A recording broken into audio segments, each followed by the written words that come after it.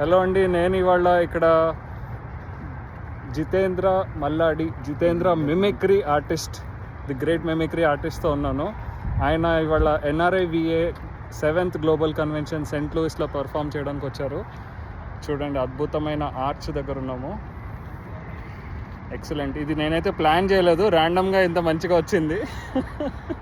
జితేంద్ర గారు, మీరు ఒక చిన్న బిట్ చేసి చూపించండి. నమస్కారం అండి.